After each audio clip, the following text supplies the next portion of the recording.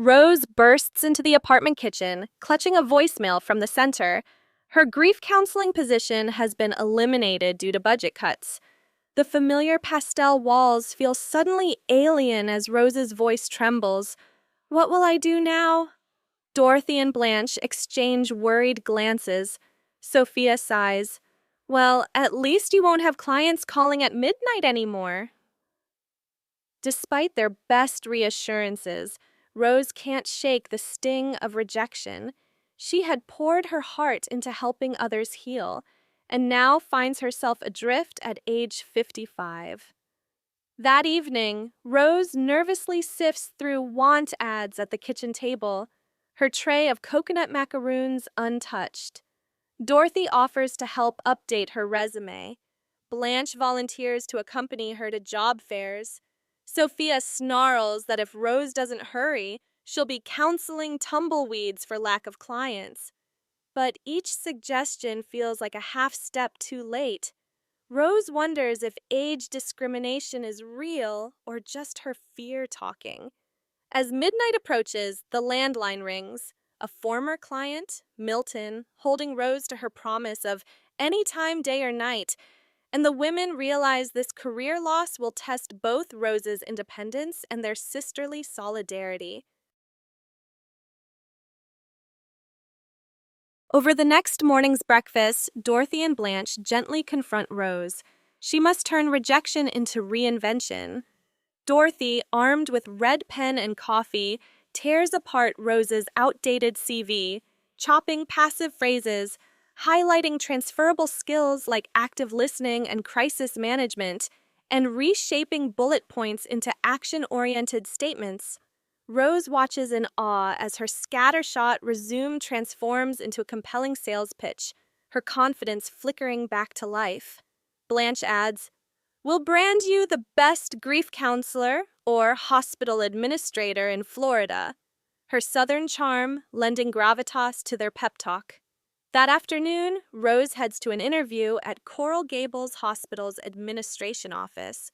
She steps into the antiseptic lobby with renewed poise, only to find the hiring manager politely perplexed by her background. When he hints at her seasoned years as a concern, Rose's heart sinks. Yet, instead of faltering, she leans on Dorothy's resume edits, emphasizing her team leadership and policy writing strengths. The manager's eyebrows lift. He offers a second interview for a different role. Rose returns home beaming, proof that preparation, not fear, shapes success. Meanwhile, Rose's commitment to anytime counseling lands Milton at the door at 3 a.m., distraught over lost retirement savings. In her nightgown, Rose attempts to console him, only to trip over Sophia's slipper chucks and send Milton sprawling into the floral couch. The next day, Blanche teases Rose about her sleep therapy practice, while Dorothy cooks breakfast and Dorothy rearranges her schedule. Sophia grumbles that if Rose doesn't set boundaries, you'll need a counselor for the counselor. Through the chaos, Rose learns that self-care and clear limits are as vital as compassion. That afternoon, Rose takes a part-time waitress shift at her favorite cafe, hoping to ease her financial strain. She balances trays of iced tea and listens to regulars' woes, finding comfort in practical support, if not the deep emotional work she loves. When a diner complains about the late-night callers Rose once counseled, Rose responds with gentle firmness, showing that her nurturing spirit transcends job titles. By day's end, her tip jar holds enough for next week's groceries, and her heart holds a quiet pride in her adaptability. While Rose reinvents her career, Dorothy's love life sparks anew. She accepts an invitation to dinner from Barry Glick, her high school sweetheart turned local attorney.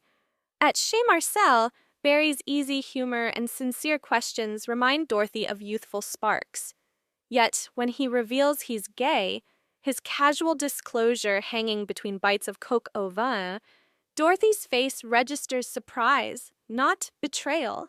She realizes she's developed genuine affection for the man behind her adolescent crush, not the illusion of romance.